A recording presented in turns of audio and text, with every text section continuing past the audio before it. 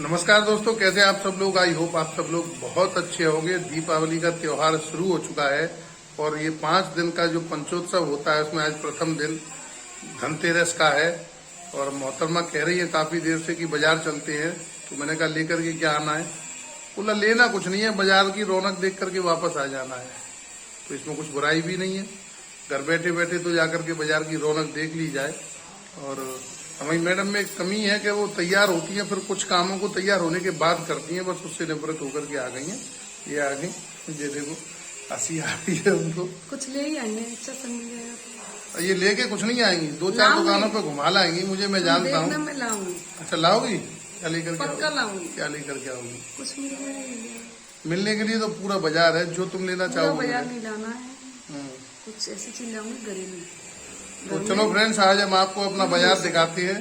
पहले गांव देहातों में बाजार में जाते थे तो बड़ी रौनक हुआ करती थी। चाट खा के आएंगे, कुछ लेकर के आएंगे, बाबा इकट्ठा बांध करके लेकर के आते थे।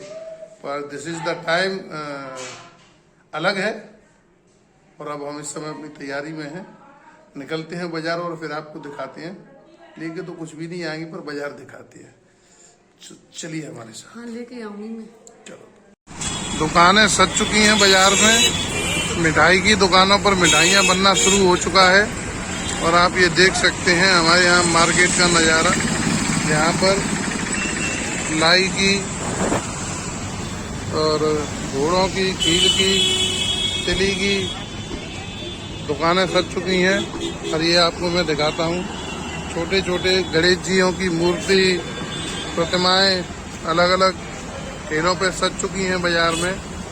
दीपावली का त्योहार होता ही ऐसा है कि हर तरफ रौनक होती है। और भारत वैसे भी छोटे छोटे त्योहारों का देश है। वर्ष भर यहाँ पर कोई ना कोई त्योहार बना ही रहता है। आज धनतेरस है तो आज सबसे ज्यादा खरीदारी करते हैं लोग। बर्तन लेके आते हैं, ज्यादा पैसे वाले लोग सोने और चांदी की वस्तुएं खरीदते हैं। प्रत्येक बर्तन वाले की दुकान पर भीड़ लग चुकी है। अभी शाम होते होते ये भीड़ इतनी बढ़ जाएगी कि शाम को खरीदारी करना मुश्किल होगा। पूरे बाजार में जगह जगह पर प्लास्टिक से बने हुए तमाम आइटम, मालाएं, घर को सजाने के साथ सज्जा के सामान बाजार में आ चुके हैं। करोड़ों रुपए की खरीदारी आज के दिन हो जाती है। बने रहिए आप हमारे ब्लॉग यूट्यूब चैनल कर्मा जी ब्लॉगर के साथ। तो ये मैडम कुछ खरीद रही हैं। क्या ले रही है मैडम? बाल्टी देख रही हूँ मैं, और एक वो देख रही जाली देख रही हूँ, सब्जी धोने वाली।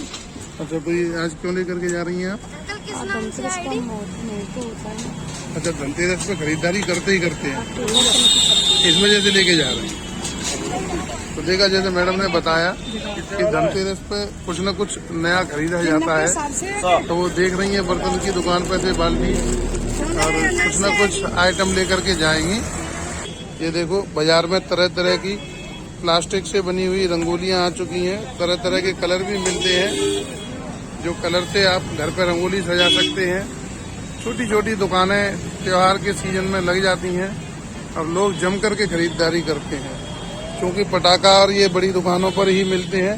ये तो छोटे छोटे बच्चों के लिए फुलझड़ियाँ, पटाखे, अनार भी यहाँ उपलब्ध हैं। और ये हमारी जूस की दुकान है। यहाँ पर 2-3 दुकान जूस की फेमस है, जिन पर 12 महीने आपको जूस की सुविधा मिल सकती है। और अच्छे अच्छे फलों की वैरायटियाँ। और ये आप देख सकते हैं कि यदि कहीं गिफ्ट के लिए हमें टोकरी लेकर के जानी है तो खासकर एक डिजाइन की हुई टोकरी भी यहाँ पर मौजूद है। तो जैसा कि आप देख रहे हैं कि मार्केट के अंदर भीड़ जबरदस्त है। और अभी तो शाम होने वाली है तो भीड़ और ज्यादा बढ़ जाएगी।